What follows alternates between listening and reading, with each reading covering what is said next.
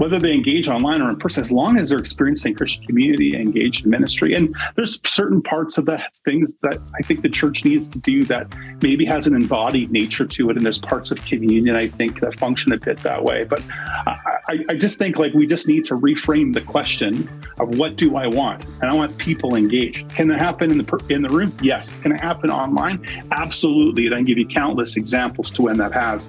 But that should be, in my view, the pastoral end goal. So maybe that's a bit of a way to question a little bit the premise of the question, but also a bit of the goal of what I think ministry should be, in person or online. This is Season 3, Episode 4 of the Missional Marketing Podcast. My name is Bart Blair. I'm the co-host of the show, and I want to thank you for tuning in. We know that you have lots of options about the podcast that you listen to, and the fact that you let Jason and me and our guests into your ears means the world to us. Our goal with this podcast is to help your church grow by leveraging digital marketing and effective communications. And regardless of what seat you sit in on the bus of your ministry, whether you're a pastor, executive pastor, communications director, if you're full-time, part-time, or volunteer in your church, I'm confident that today's conversation is really going to be beneficial for you. Jason and I recently sat down with Bryce Ashlin-Mayo, who is the Dean of Theology at Ambrose University in Calgary, Alberta, Canada. He's also the author of a book called Digital Mission. And in today's conversation, we are sharing with you some insights on how you can make your digital ministry more personal, how you can use digital tools to reach more people online, and why it is so important for your church that you're doing so. I think you're going to find this conversation really interesting, really insightful, a little bit of a different angle than where a lot of our other conversations have gone and where they've started from. If you haven't left us a rating or a review, we'd really appreciate you doing that. And if you're not subscribed to this podcast, wherever you listen or watch, I want to remind you to do that. Your reviews and your comments, your feedback actually help more people find the podcast. So we'd really appreciate you doing that. And if you haven't checked out our website lately, make sure that you do so. We've got lots of new content under our blog section and just lots of great stuff going on over there. You can get there by going to missionalmarketing.com and learn more about how we serve churches all across the United States and Canada, and even some around the globe. And love to be able to partner with you and your church to help your church reach more people online. Anyway, with all that being said, here is my co-host, Jason Hamrock, and our recent interview with Bryce Ashlin-Mayo.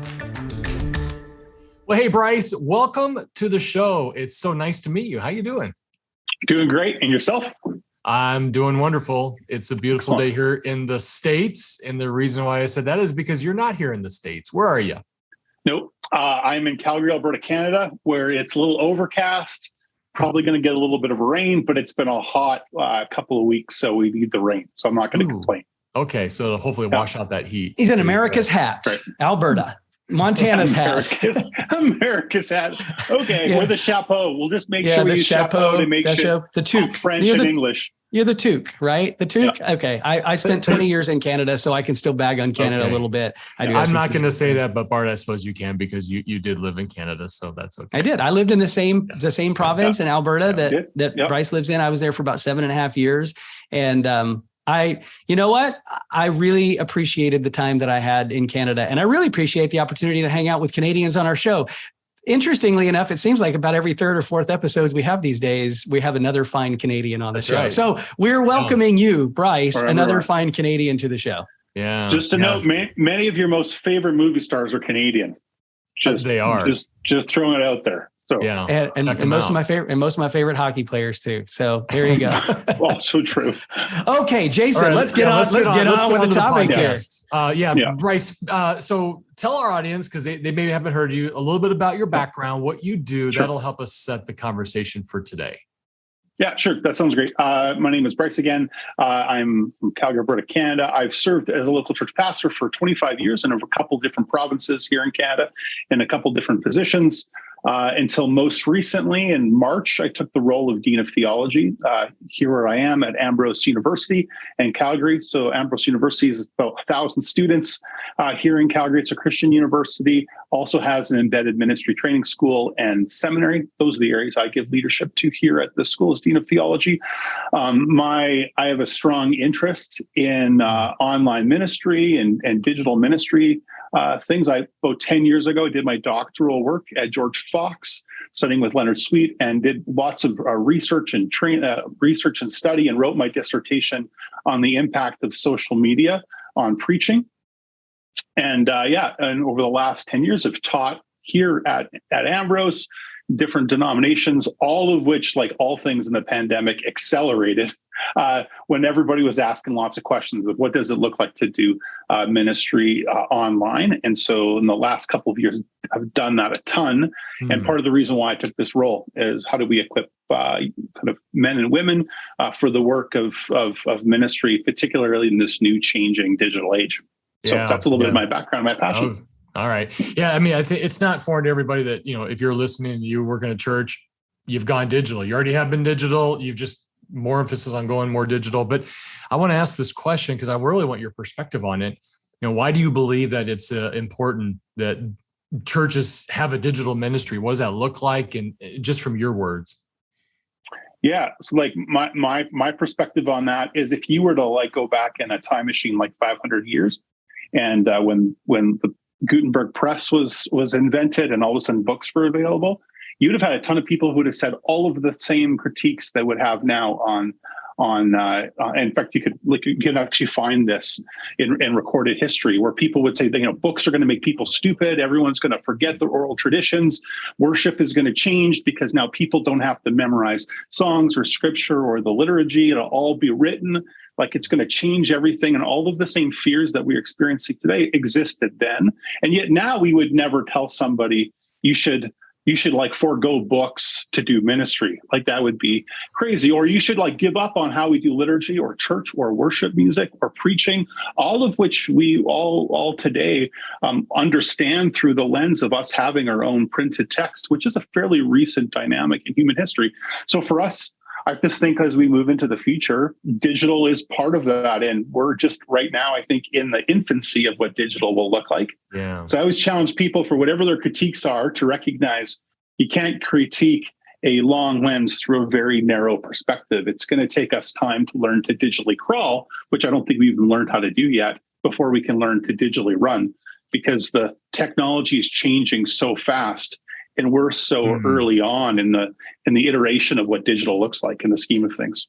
Yeah, I agree with you. And it is interesting how when we're talking to churches, you're talking to churches, and they say they have a digital ministry, and for some reason they don't say this, but it's what they're thinking. They want to basically parallel it. They think, hey, we should be able to do online ministry just as if we're doing in-person ministry. And I'm thinking that's not possible. So what are some of those misconceptions that churches have about implementing and using a digital ministry?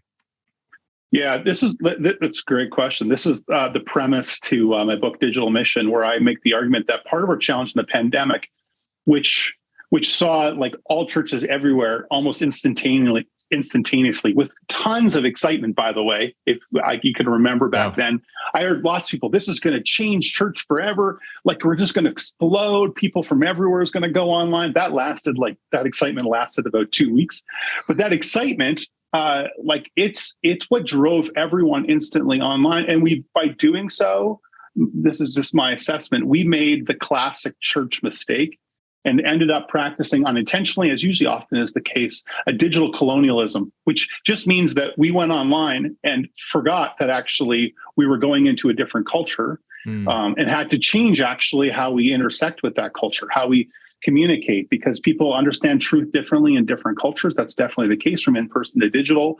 People understand authority differently. People understand relationships differently. They build community differently.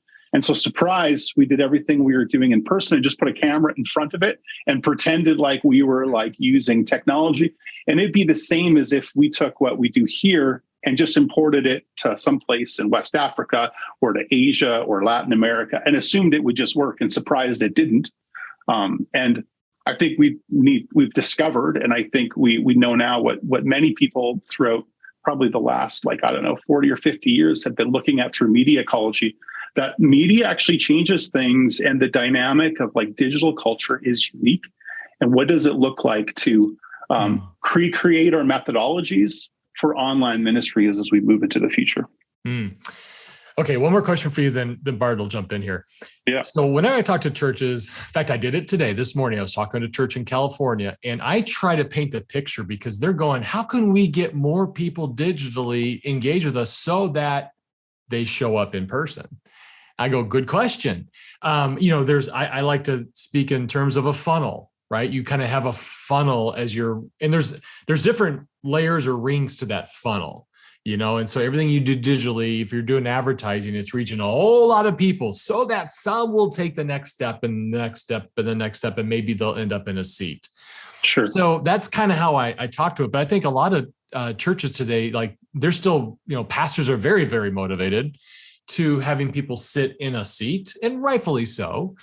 But how can digital ministry support that? And from your perspective, and how can we accomplish reaching people online to get them into a seat? Oh, this question has about 10 layers to it. And I would probably challenge some of the premise of the question, because I would challenge the thought of confusing the ends with the means. So as a pastor, is my goal ultimately to get people in the seat in my building? Because I think if it actually is because that's how we viewed our matrix of success in the past. But digital actually has all our dashboards are broken. So if I have to get people in there to get their immediate response from being in the room and how they're feeling, or the foyer conversation that strokes our ego telling me how great the sermon was, if those are the pieces, and so I'm trying to get people so I can experience that. I'm not saying that that's the case for everybody, but if that's the case, then actually I might actually be confusing the means with the ends. But if the end says I want to have people encounter the living Christ, experience the gospel that will transform their life, experience Christian community, and if some of that happens online, that transitions to some of it happening in person, or if all of that happens online and I can have somebody who has experienced the risen Christ and experiences Christian community and is being discipled online, is that not as good as the person being in the room? Because I think actually in the past, we've had a bunch of people in the room that were just consumers, just in a different way as they're consumers online. The thought that online ministry has created a bunch of Christian consumers has kind of intentional historic ignorance, because we had those same people in the pews and they just showed up late and left early and didn't engage in Christian community and didn't give and came once a month or once every 2 months. But we can't celebrate that as the epitome of success. We need to get them people back in the room. Whether they engage online or in person, as long as they're experiencing Christian community, engaged in ministry. And there's certain parts of the things that I think the church needs to do that maybe has an embodied nature to it. And there's parts of communion, I think, that function a bit that way. But I just think we just need to reframe the question of what do I want? And I want people engaged. Can that happen in the room? Yes. Can it happen online? Absolutely. And I can give you countless examples to when that has. But that should be, in my view, the pastoral end goal. So maybe that's a bit of a way to question a little bit the premise of the question, but also a bit of the goal of what I think ministry should be, in person or online. All right, I'm driving my ministry bus here. Okay, if you're watching on YouTube, you see me driving my ministry bus. But if you're listening on, I've never seen Apple anyone Podcast, drive a ministry bus. Yeah, I'm driving my ministry bus, and I look down. Oh, my dashboard is broken. Yeah. You just told me my dashboard is broken, and so I'm looking at this one over here that says butts in seats, and that one's broken. Yeah. And this one over here that says bucks in the bucket, and that one's broken. And this one over here that says baptisms, that one's broken. Okay, I'm pulling the bus over. All right, pull the bus over. I need to rebuild my dashboard. If I'm going to rebuild my dashboard based on the things that you're kind of extrapolating as it relates to engagement and connection and community and those types of things, I've got to do two things. One is I have to decide what the most important things are that I'm going to be measuring. And I want you to speak to that. I want you to speak to that as pastor and professor, right? You got both of those things. You've been a pastor, you're a professor, vice versa. But I also have to do the heavy lifting, this is probably the heaviest lift, which is having the self-confidence and the courage to say, those are the things that I'm going to let measure the success of my ministry. Because when I go to the next pastor's conference, pastors are still asking me, so what are you running on Sunday?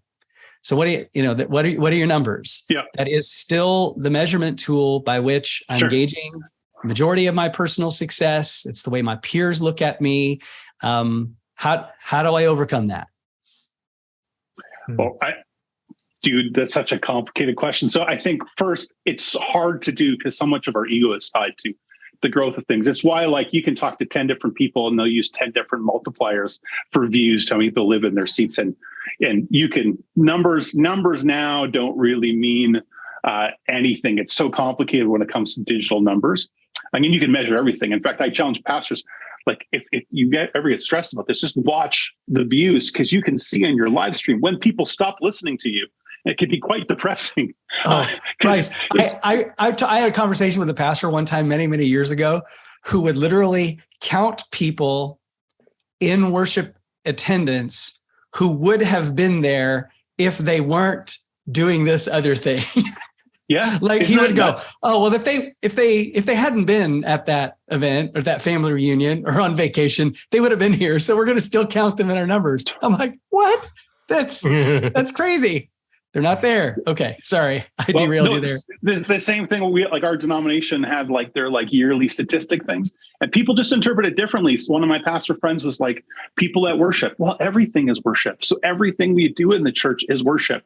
And so like I was like, this church has never had that many people on a Sunday. And they say, oh, I just interpreted it differently. And how many people were engaged in worship on the weekend or on the week during the week. And so I think that's the challenge, right? Like, we all have a fixation with numbers, but I think this is the potential gift we'll give to the church. I'm not sure the church, if she will embrace this gift, but this is the potential gift. Because if the pandemic taught anything, it taught us that not only can the church change, she is really good at it when it senses there's a problem. Like, the church was the fastest. Just think about it for a moment. In the midst of the pandemic, the church was the fastest organization on the planet to change to online. It was faster than any organization or other business in the world. It made the pivot faster than anything else. However, the church has been the slowest to respond to a discipleship crisis, to a leadership crisis, to an evangelism crisis, which tells me that we actually don't really think those things are problems. We're actually quite okay with them. And the worst thing the church can do post-pandemic is go back to the way things were, assuming that if the thought of like, we want to go back to pre-pandemic dynamics. What? Like, at no point in any meeting in denominations or conferences do we ever say it was good.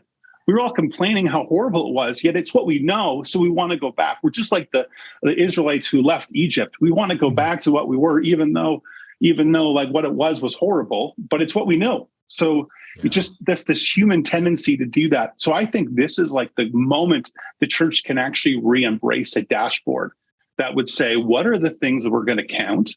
How are we going to like acknowledge that some things that we should be counting aren't actually countable in the same way? But what are we going to use as those metrics of success?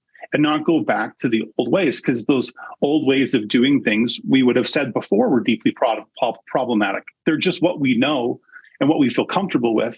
So we're actually at this greatest moment of potential, but I actually fear we'll actually revert back and end up where we were before, which we would have said 5 years ago needed massive change.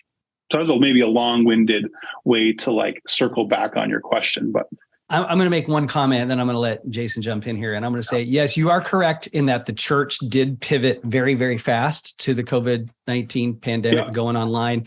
The only organization, and because you're in Canada, you wouldn't have seen this. The only organization that probably beat the church was Chick-fil-A. Chick-fil-A went really, really fast too. So, Jason, does your son still work at Chick-fil-A? Yeah, he does. Yeah, boy, Chick-fil-A pivoted pretty quick too. But other than that, but that's kind of like Christian chicken anyway. It is Christian chicken. It's part of the church anyway. Yeah, that's right. All right. Yeah, it's interesting that you say that, because I mean, it's so true. We're so guilty, at least, well, it sounds like Canadian churches are in the same boat as American churches. We just, the numbers and the numbers. And yet I was having this conversation with my son the other day about baptism. So we had a baptism weekend at our church, and we don't do it every weekend. They kind of like, we ramp up to it. Some churches do them every weekend. It's awesome. We had, I don't know the count, but the service I was in, we probably had close to 30 people get dunked. It was awesome. And so we were talking about, because we were, he was mentioning how many do churches do, like, do all churches do what we do? Like, no, they don't. And it would be interesting. The thought in my mind is, what if the dashboard that we measured was baptisms and salvations? And that's it. That's it. So every week, if it was 0, you're not doing your job. And how would that radically change pastors and churches' mindset about evangelism and going out and inviting and bringing people to church, right? Or being the church and getting them baptized. I mean, Hi, Bart Blair here. I'm the producer of Missional Marketing's Church Growth Interviews podcast. On behalf of our entire team, we really appreciate you tuning in. Let me ask you a question. If you're a church leader or a church communications professional, do you know how Google sees your church website? In other words, if people in your community were to Google churches near me or best church in my city or good church nearby, do you know where your church website would show up in those search results? At the top maybe? Or somewhere in the middle? Or somewhere on page 4? There's a common misunderstanding that if we simply build a great website and we launch it, that Google will somehow work its magic and people will find us online. But there's a bit more art and science to making sure that your church website shows up in the top of those search results. And that science is called local SEO, or local search engine optimization. And at Missional Marketing, local SEO is one of the core services that we provide for churches all across the United States and Canada. And we'd love to help you. If you'd like to learn more, click to our website at missionalmarketing.com and follow the link at the top of the page that says Church SEO. You can request a free local SEO report to see how your church is showing up in Google these days, and you can schedule an appointment to talk with Jason or with me or with one of our other digital strategists to help you decide whether or not a local SEO boost is right for your church. Hey, again, we appreciate you tuning into our podcast, and we look forward to the opportunity to serving you in your church and reaching more people for Jesus. Now, back to the show. Well, let's double click on that then, Jason. So let's say I decided that those were going to be the only 2 things that I was measuring. Salvations, people committing to follow Jesus, and people going public with their faith, getting baptized. And let's say that my primary means of accomplishing those things starts digital. Professor Bryce, what am I doing? How am I going to use digital to begin moving the needle on those metrics? Ooh. Yeah, well, I think you've articulated the challenge, right? Like if that's the means, then how? I think first, then you have to take digital seriously. I think that's actually one of the dynamics of a post-pandemic rush, and then is this being really effective? And then the fear of actually pulling back, as opposed to continue to press in. So continue to take digital seriously and not give up on it, because I do think it has immense value into the future. But how then you use it, I think, becomes key, because lots of places just use digital as a means to. People can experience what happens in person, but do that through now a digital veil. And I think that's actually a fairly, that actually isn't really what I think most people who are steeped in digital ministry and understanding consider it. I think that's usually the challenge I have talking to people, is they think like, all I'm thinking is like we put a camera in the back of the room and then that's what I mean by digital ministry. And then that actually isn't. Like a digital small group operates differently than an in-person small group. It's not just a camera in the same room. You build, community differently. There's a different level of engagement there. So I think part of it, you take digital seriously, you change accordingly, but then I think you recognize the dynamic of digital as a means to your ends. And if the ends are, we want people to engage in community, we want people to engage in our community as a church. We want people to be aware of what's going on in maybe the community outside the church. We want people to know about what God is doing in our church, tell the story of what God's happening in a church. Well, now you're reframing actually what your social media channel is and how you actually are engaging with your online services. It reframes that as not being kind of like just a digital kind of a digital version of what you're doing in person. It engages it as actually its own way to get people to the end of having a life-changing relationship with Jesus Christ. And some of that, or even all of that, can happen actually in marketing online, because there's still real people on either end digitally. Their life, it can be life on life. It's just mediated digitally instead of with like air and in community. All those type of things I think can happen in a digital format. But that's, I think, the difference is taking digital seriously and then using digital to get to the ends, and not just seeing it as kind of a merge ramp to in person, if that makes sense. Yeah, I hear what you're saying. You're basically saying, I understand what you're saying. A lot of churches are doing nothing more but creating a fly on the wall experience for their in-person experience, their in-person worship service on Facebook or YouTube or somewhere on their website. And you're saying that the digital experience needs to be an experience in and of itself, not just a window into the world of what happens between the four walls at 11 o'clock on Sunday morning. I was just kind of glancing through some of the notes that we put together before we, started recording here, and some of the things that you had put in your notes was things like using social media to build connection and using social media to tell stories. What kind of things do you see churches doing, or have you observed churches doing where they're doing that well, where they're using social media to build that connection, or they're using social media to tell stories? Can you get a little more practical in that in terms of what that actually looks like? Yeah, well, I think like the trick of churches and their social media content around this is that everything online is personal, right? So like the nature of digital, like whether you know so or not, or you choose it or not, everything has been personalized and contextualized for you. That's the nature. So it's a very personal experience. Yet most churches operate their social media channels much like a bulletin board that's impersonal, that's not connected. And yet social is supposed to be social. It has ability to tell stories and engage in participation, right? One of the dynamics is people like to participate in the content they're consuming. I always articulate, this is actually why podcasts are really popular. Podcasts are not typically one person talking about their stuff. It's not a lecture. It's usually some version of a conversation. It happens usually best with more than two people, much like you've articulated here with three people. And people feel like they're the fourth or the fifth or the sixth, or how many people are on the podcast perspective. They feel like they're participating in what's happening.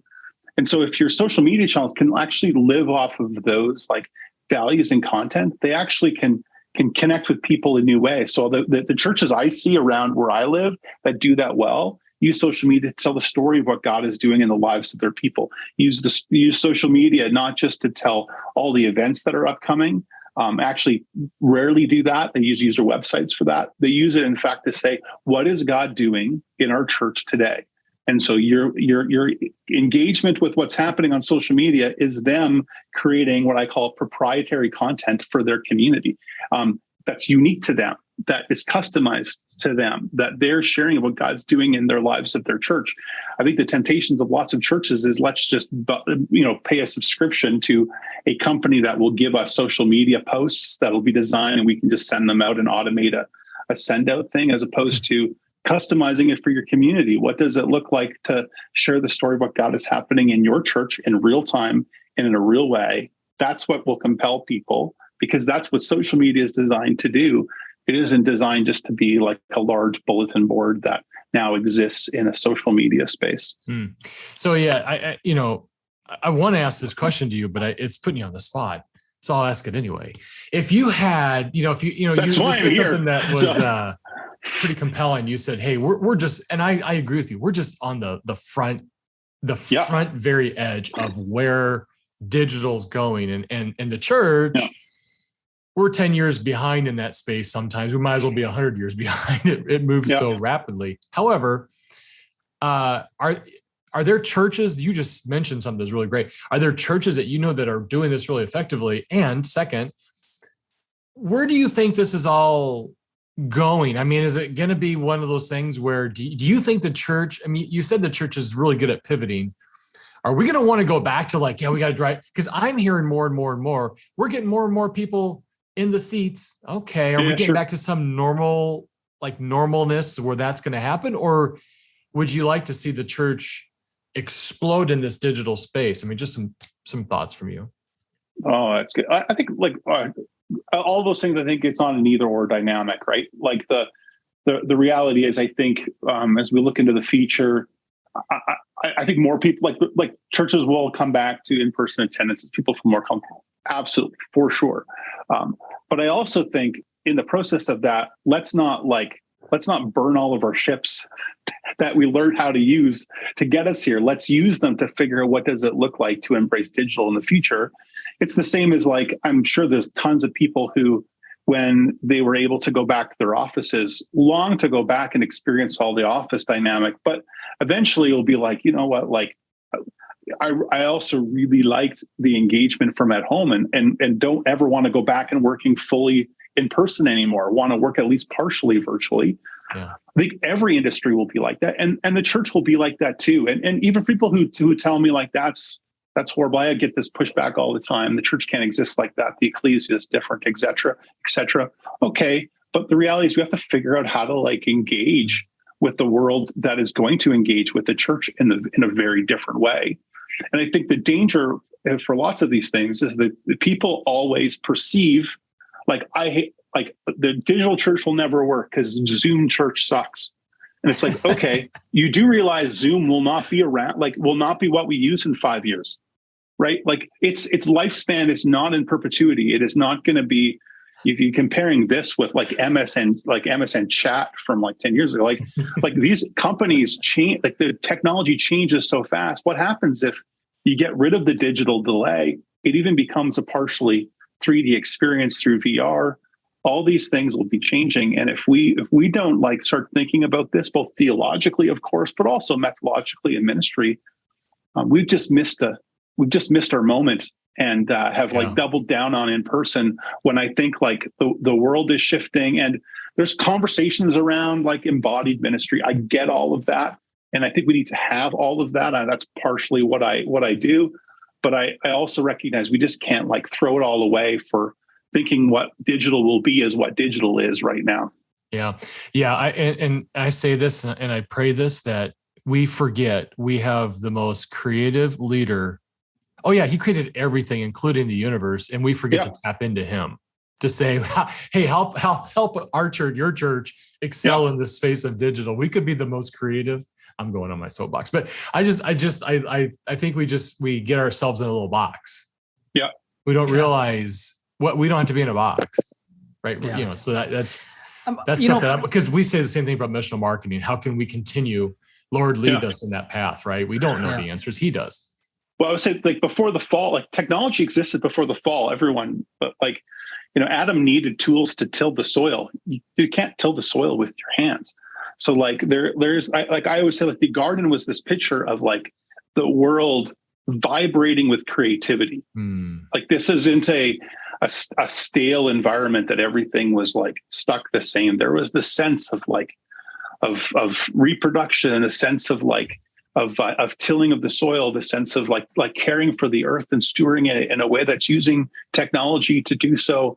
These are created elements by our creative God that we are called to be a part of, recognizing that because of the fall, we have a tendency to reach for things that actually aren't good for us, because all technology extends our reach, to quote Marshall McLuhan. But we have equal tendency to do horrible things, and we have with technology in the past, but it also has a redemptive portion to it as well that we see even in the scriptures. So, yeah. I live in this perpetual tension, and it's probably, maybe it's just my age, maybe it's just my generation. I don't know, So early 20s. Exactly. Thank you, Bryce. It's this tension that I live in that I really have a difficult time buying into the concept of digital church as a whole. Yeah. I have a really difficult time seeing how we live out the one another's from Scripture in a digital space. Now, I'm evangelistically wired. My feet hit the ground running every day, and I do the work that I do for the purpose of seeing people who are far from God come into a personal relationship with Jesus. Sure. And I will go 1,000% down on our digital ability to reach people, make disciples online. And I've had pastors and leaders kind of push back on that. And I'd say, you're in an academic space. The academic world has had to make major pivots since COVID, more and more offerings online. And I would no more say that a pastor who has his MDiv or his THM or, maybe even his doctorate from an online program is less educated than a disciple who's been made online, right? Like, I'm not going to say, hey, well, you can get your master's degree online and we'll call you educated, but we're not going to say that this new disciple of Jesus isn't really saved because they have it online. I'm not going to do that. But I have a really difficult time in this space. And Dave Adamson, I have not read his book. He's got this new book out called Meta Church, and there's a lot of people talking about the idea of having this virtual reality VR church. You're right. It's not Zoom church. And by the way, for those of you who are listening, don't go and sell your Zoom stock just yet. I don't have any inside tips, but just because Bryce said it's not going to be around forever doesn't mean you should go unload it today. But I don't know. I didn't necessarily have a question in this. I'm just wrestling in all the tension because I'm the 50-some-year-old pastor who is living in this world where I know I've got less runway in front of me than I have behind me. I remember doing ministry with a flip phone. I remember doing ministry without a cell phone. But the pastors coming behind me haven't and can't. And so I have no question. I'm laboring over this whole prospect. No, well, I think you've heard, I would want to be clear on this. Like, I think there's challenges with digital ministry. Like, it's not, there's challenges partially theologically and methodologically. I'm not trying to basically say ignore all that and just go embrace it. I'm saying that personally to challenge those who would say, well, you can't do it. Anything always has to be in person, right? Like only in person, for example, teaching is authoritative and good. Well, the early church would disagree with you because that's what Paul's letters were seen as authoritative, and they would read them and pass them around. That was a form of technology that was mediated through a page and words, and yet was seen as authoritative and embraced as this gift that while Paul's in prison or visiting different churches, they can still be a part of the teaching of the church. So I would always be cautious that we don't dismiss something because of how do you do communion or baptism online and the sacraments or however you view them in your church tradition. How do you do those online? Yeah, that's a great question and worthy of lots of theological reflection. But let's not throw out the dynamic of actually connecting with somebody over Zoom or whatever its eventual someday replacement will be. I don't want to get sued by Zoom, but all technology companies, they all come and go. So what does that look like? Because it's not gonna. Social media will not look the same, right? Facebook looks very different than Friendster or MySpace, right? What Facebook is now is different, and what it will be 10 years from now will be different. And so we always got to be cautious, I think, of those dynamics and try to use it wisely at the same time as not just disparage it because it's different and it challenges our preconceived norms of what it looks like. Yeah. To me, instead, it's not about not wanting to do it because of fear of failure. You're going to fail because you didn't try. So go try and fail and try again and fail and try again and fail. And eventually you won't. And you have to be okay to do that. But I think to this conversation, I think for our listeners, it's more about, what do you do with this information? What do you do with this conversation and all the other conversations that are happening around this digital church movement? And I guess my take is just absorb it all and pray and lean on where God is leading you in your ministry and how you can continue to connect with people. But don't be afraid to try and go do something just because you think you're going to fail. You are going to fail, and that's a good thing, right? Well, and I would say keep having the conversations, right? Like let's keep talking about this, and let's try to have constructive conversations, and not throw the baby out the bathwater conversations, or not let's embrace everything without critically reflecting on it conversations. The truth is going to be somewhere in the middle, and that'll be the sweet spot. But it's going to take us time to figure that out, and the world is constantly changing. So the questions we've got today will be very different from 10 years from now. that the church is wrestling with. And it's going to be different now 10 years from then. Has always been the case, always will be the case. People were having these questions about mass media and how that was going to change the church, the television and newspaper ads. No matter what, the conversation is always going to be among us. And we just need to keep kind of like diving into it. Well, Bryce, thank you so much for your input and your wisdom and your ministry. Really, really appreciate it. How can people connect with you? Where can they find some of your content? Yeah, so the easiest way, the most kind of general way to connect is bryceashlin-mayo.com. That's from there. You can follow me on any of my social media channels. It's all the same at Bryce Ashlin-Mayo. You can track me down there. You can get my books on Amazon, whole shebang. So that's the easiest way to get hold of me. Okay, great. We'll add those to the show notes so anybody can go and check that out. And again, thank you, Bryce. We really appreciate your time.